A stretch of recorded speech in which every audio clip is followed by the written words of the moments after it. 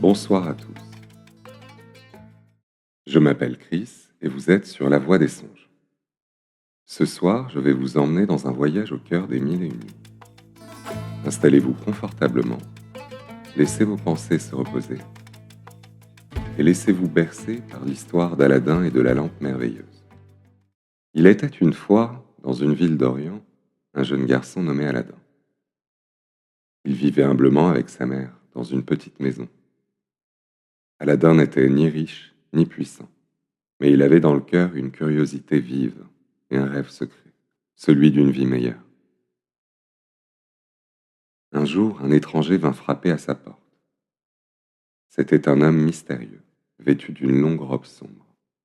Il se présenta comme l'oncle d'Aladin, mais en vérité, c'était un magicien venu de loin.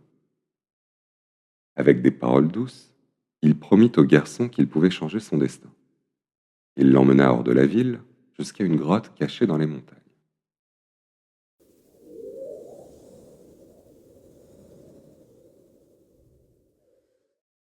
Là, il lui montra une ouverture étroite et dit « Entre, Aladin. Dans cette caverne, tu trouveras un trésor. Mais surtout, apporte-moi une vieille lampe. » Aladin entra dans la grotte. Autour de lui brillaient des merveilles, des pierres précieuses comme des étoiles, des tapis soyeux, des coffres remplis d'or, et au milieu de tout cela, il trouva une simple lampe en cuivre couverte de poussière. Il la prit. Mais à peine sorti, le magicien montra son vrai visage. Il voulait la lampe pour lui seul. Quand Aladin hésita à lui donner, le magicien, furieux, referma la grotte derrière lui. Seul, enfermé, le garçon se sentit perdu. Machinalement, il frotta la lampe et soudain,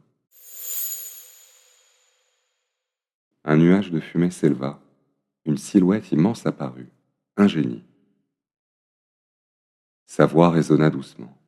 « Maître, que désires-tu ? Je suis le serviteur de cette lampe et j'exaucerai tes souhaits. » Aladin tremblait. Il demanda seulement à sortir de la grotte, et, en un instant, il se retrouva à la lumière du jour. Dès lors, sa vie changea. Grâce au génie, il offrit à sa mère une belle maison. Il vécut dans l'abondance, mais garda un cœur simple. Un jour, Aladin vit la fille du sultan. Elle était belle comme un rêve, douce comme la lune. Il en tomba amoureux. Avec l'aide du génie, il fit construire un palais resplendissant, aux coupoles d'or et aux jardins parfumés.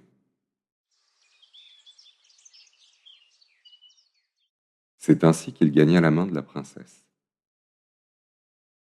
Mais le magicien n'avait pas renoncé. Déguisé en marchand, il parcourut la ville en criant « Qui veut échanger de vieilles lampes contre des neuves ?»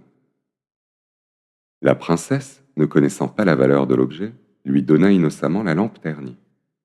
Le magicien s'en empara aussitôt. En un souffle, il appela le génie et fit disparaître le palais, emportant la princesse loin d'Aladin. Quand Aladin découvrit la ruse, son cœur se brisa, mais il ne perdit pas espoir. Grâce à un anneau magique qu'il portait, il fit appel à un autre esprit protecteur. Celui-ci le guida à travers montagnes et déserts, jusqu'au pays où le magicien avait emmené la princesse.